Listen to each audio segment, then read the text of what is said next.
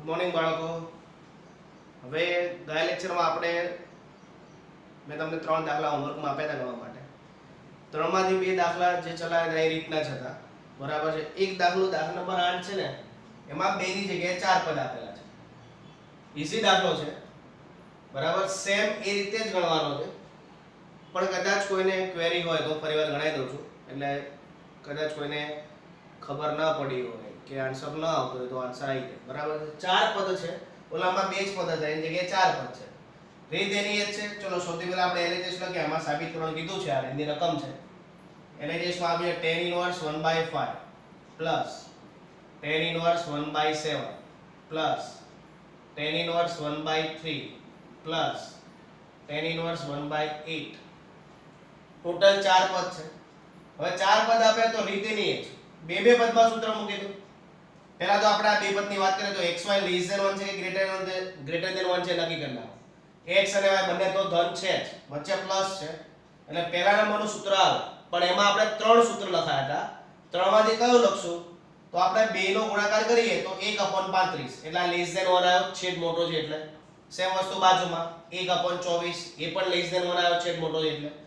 ચલો પહેલા આપણે આમાં સૂત્ર મૂકીએ તો tan inverse x plus tan inverse y એનું સૂત્ર લખાય તો tan inverse x plus y એટલે 1/5 plus 1/7 upon 1 minus 1/35 plus same વસ્તુ બાજુમાં એમાં xy લેસ ધેન 1 આવે છે.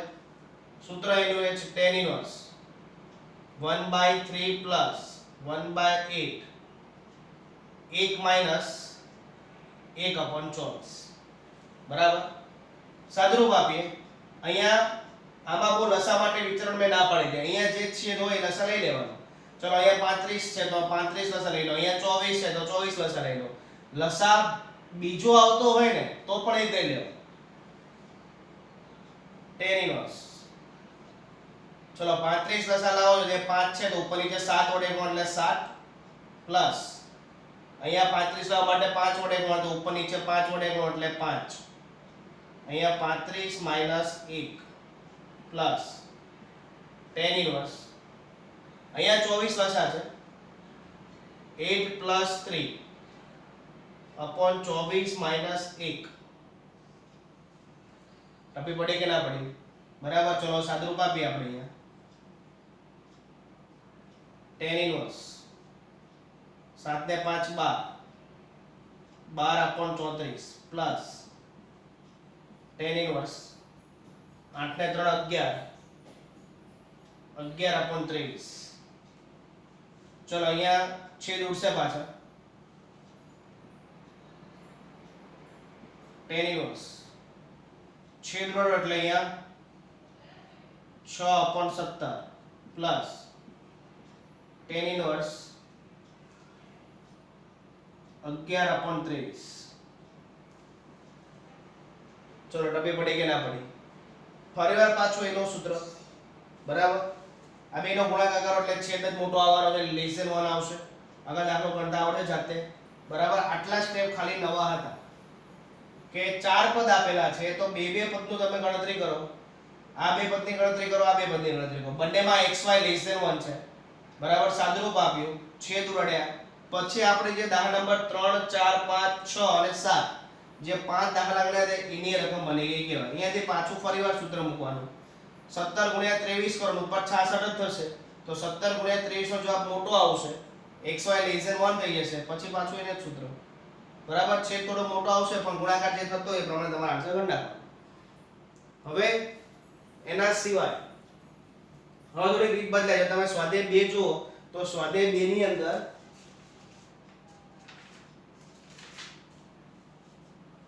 આપણે 1 થી 8 દાખલા કમ્પ્લીટ થઈ ગયા. સ્વાધ્યાય 2 ની વાત કરું છું.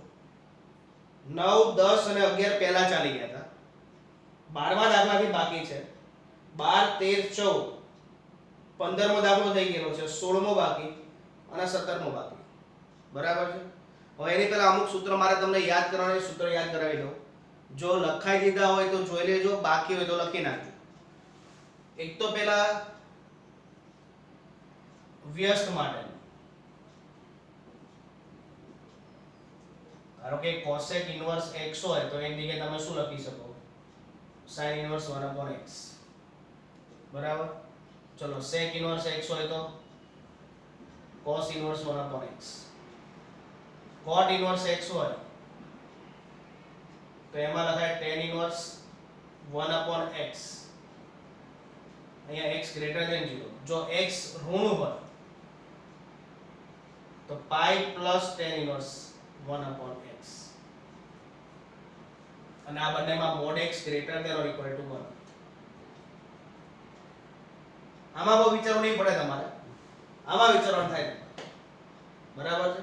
એટલે તમારે શરત તમારે જે યાદ રાખવાની છે ને એ શરત તમારે આની અંદર જ યાદ રાખવાની છે. ઉપરનું ભૂલી જાવ. ચલો શરત જે બી હોય, અહીંયા cot ઇન્વર્સ x હોય તો tan inverse 1/x, pi plus tan inverse 1/x. વધારાનો પાઈ ક્યારે આવશે? જો ખૂણો ઋણ હોય તો. બરાબર, ખૂણો ધન છે તો એ ગ્રેટર ધેન 0 હોય તો સીધું tan ઇન્વર્સ 1/x. ચલો એના પછી બીજા સૂત્ર છે કે sin inverse x plus cos inverse x બરાબર પાઈ/2. ચલો એના પછી છે tan inverse x plus cot inverse x બરાબર પાઈ/2 અને sec inverse x plus cosec inverse x બરાબર પાઈ/2. હવે આ કઈ રીતે યાદ રાખશો? તો ધારો કે sin હોય તો sin π/2 - θ, તો તમે શું લખતા હતા? 10મા ધોરણની વાત કરું છું. sin π/2 - θ તો cos θ, cos π/2 - θ તો sin θ, tan π/2 - θ તો cot θ, cot π/2 - θ તો tan θ. એટલે ટૂંકમાં જે પેર હતી sin અને cos, tan અને cot, sec π/2 - θ તો cosec θ, cosec π/2 - θ તો sec θ. જે પેર હતી એની જ પેર છે. sin ઇન્વર્સ cos ઇન્વર્સ બંને ખૂણા સરખા હોવા જોઈએ compulsory. sin inverse x plus cosec inverse x બરાબર પાઈ/2, tan inverse x plus cot inverse x બરાબર પાઈ/2, sec inverse x plus cosec inverse x બરાબર પાઈ/2. બીજા આ ત્રણ સૂત્ર વ્યસ્ત કરવાના. જેમ sin નું વ્યસ્ત cosec થતું હતું, તમે 10મા ધોરણમાં આવું લખતા હતા કે sin θ હોય તો એની જગ્યાએ તમે 1/cosec θ લખી શકતા હતા, અથવા cosec θ હોય તો એની જગ્યાએ 1/sin θ. તો આમાં છે ને આખું વિધેય વ્યસ્ત ન થાય, ખાલી ખૂણો વ્યસ્ત થાય. મતલબ ધારો કે કોઈ દાખલામાં તમને cosec ઇન્વર્સ 2 આપેલું છે તો cosec ઇન્વર્સ 2 આપેલો તમે એની જગ્યાએ શું લખી શકો? તો sin ઇન્વર્સ 1/2, ખાલી વ્યસ્ત કરવાનો. બરાબર. sec ઇન્વર્સ x તો cos ઇન્વર્સ 1/x. cot માં ખાસ ધ્યાન રાખવાનું છે, cot માં જો ખૂણો ધન હોય તો ડાયરેક્ટ કરી નાખો, અને જો cot માં ખૂણો ઋણ છે તો વધારાનું પાઈ આવશે. હું તમને જે એક્સ્ટ્રા દાખલા ગણાવીશ એમાં એક બે દાખલામાં આનો ઉપયોગ આવે છે, ટેક્સ્ટ બુકમાં કે ઉપયોગ નથી આવતો. બરાબર, પણ એક્સ્ટ્રા દાખલામાં આ સૂત્રનો ઉપયોગ આવશે. અને યાદ પણ રાખવાનું છે, ટેક્સ્ટ બુકમાં આપેલું છે તો તમને એક વાક્યમાં કે એમસીક્યુ માં પૂછી શકે x > 0 માટે cot ઇન્વર્સ x બરાબર ખાલી જગ્યા tan ઇન્વર્સ માં ફેરવો એવું પૂછી શકે. તો tan pi plus tan inverse 1/x આવશે. ચલો બંને સૂત્રમાં ટપ્પી પડી ગઈ. સૌથી પહેલા વ્યસ્ત માટે cosec ઇન્વર્સ x હોય તો તમે શું લખી શકો? તો sin inverse 1/x, sec inverse x તો cos ઇન્વર્સ 1/x. ખાલી ખૂણો વ્યસ્ત કરવાનો, વિધેય આખું બદલવાનું નથી, છેદમાં લાવવાનું નથી. ખૂણો બદલી નાખો, ખૂણો વ્યસ્ત કરો અને વિધેય ઇન્વર્સ માં જે ચેન્જ થતું હોય એ કરી નાખો. cot ઇન્વર્સ x હોય તો tan ઇન્વર્સ 1/x અથવા pi plus tan inverse 1/x. પછી આ ત્રણ સૂત્ર પાઈ/2. કોનો આન્સર પાઈ/2 આવે છે એના છે. તો sin inverse x plus cos inverse x બરાબર પાઈ/2, tan inverse x plus cot inverse x બરાબર પાઈ/2, sec inverse x plus cosec inverse x બરાબર પાઈ/2. વચ્ચેમાં ત્રણેયમાં પ્લસ હોવું જોઈએ. બીજું, બંને ખૂણા સરખા હોવા જોઈએ. આટલું યાદ રાખવાનું છે. બરાબર, આ જોઈ લો એકવાર, અને બાકી હોય તો પેલા લખી નાખજો સૂત્ર.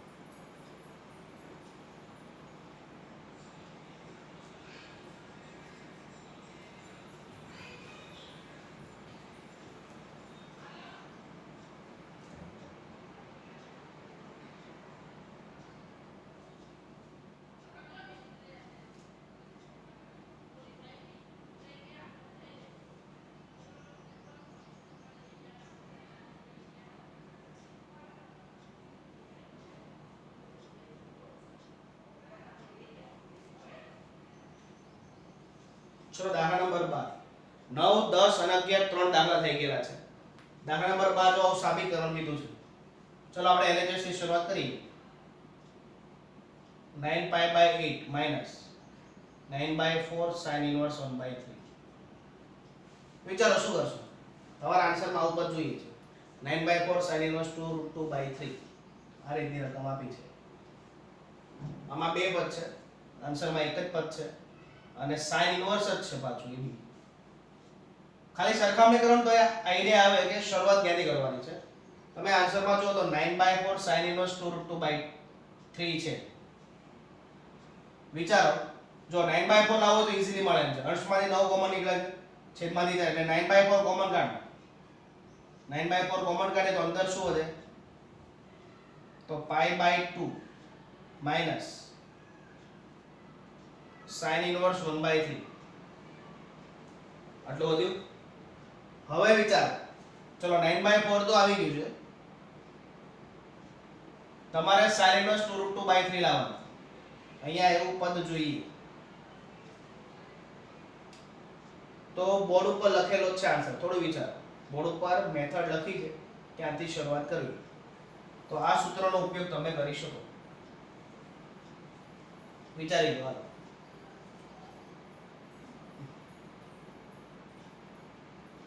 શું થાય? આને તમે સામે લઈ જાઓ તો શું થાય? pi/2 minus sin inverse x. બરાબર. આ sin inverse x સામે લઈ ગયા તો pi/2 minus sin inverse x બરાબર cos inverse x. હવે આમાં x છે તો આન્સરમાં x આવે. આમાં વિચારો pi/2 minus sin inverse 1/3 છે તો શું થશે એનો આન્સર? cos inverse 1/3. ચલો 9/4 આવી ગયું પણ અહીંયા cos inverse આવ્યું, આપણે જોઈએ sin inverse. પાછી આની કાતરી લઈ લો. 9/4 cos inverse છે તો sin inverse માં ફેરવીએ, કાતરી લઈએ આપણે આની. બરાબર. ચલો cos એટલે પાછળની બાજુ અપોન કરો. હવે આપણે સામેની બાજુ તો 3 નો વર્ગ 9, 9 minus 1 એટલે 8 √8 8 ના ભાગ પડે 4 દુ 8, 4 નું વર્ગમૂળ 2 એટલે 2√2 એટલે √8 ની જગ્યાએ તમે 2√2 લખી શકો. તો sin inverse માં ફેરવીએ આપણે 2√2/3. તપી પડી કે ના પડી? ફરીવાર જો પહેલેથી LHS માં આવું પદ આપેલું છે 9/8 minus 9/4 sin inverse 1/3. આન્સરમાં 9/4 sin inverse 2√2/3 જોઈએ છે. 9/4 જોઈએ તો 9/4 તો કોમન જ નીકળે છે. ચલો 9/4 કોમન કાઢી લઈએ તો pi/2 minus sin inverse 1/3. ચલો 9/4 આવી ગયું. હવે અહીંયા sin inverse જોઈએ, આ pi/2 ઉપર તો અહીંયા શું કરશો? તો અહીંયા sin inverse x plus cos inverse x બરાબર pi/2 છે એનો ઉપયોગ કરીએ તો cos inverse x બરાબર લખાશે pi/2 minus sin inverse x. તો તમે આની જગ્યાએ cos inverse x લખી શકો. અહીંયા x છે તો x આવશે, અહીંયા 1/3 છે તો 1/3 આવશે. 9/4 cos inverse 1/3 થયું. હવે આન્સરમાં cos inverse ની જરૂર નથી, તમારે જરૂર છે sin inverse ની. તો cos inverse ને sin inverse માં ફેરવવા માટેની કાતરી લઈ લો પાછી. ચલો cos inverse ને sin inverse માં ફેરવીએ તો cos inverse 1/3 આપ્યું છે એટલે પાછળની બાજુ 1 કર્ણ 3. તો સામેની બાજુ તમે શોધો તો 9 minus 1 એટલે 8, 8 નું વર્ગમૂળ ના નીકળે પણ 4 દુ 8 થશે, 4 નું વર્ગમૂળ 2 2√2. તો sin inverse 2√2/3 પડી. એટલે આ સૂત્રનો ઉપયોગ તમારે અમુક દાખલામાં વચ્ચે થશે.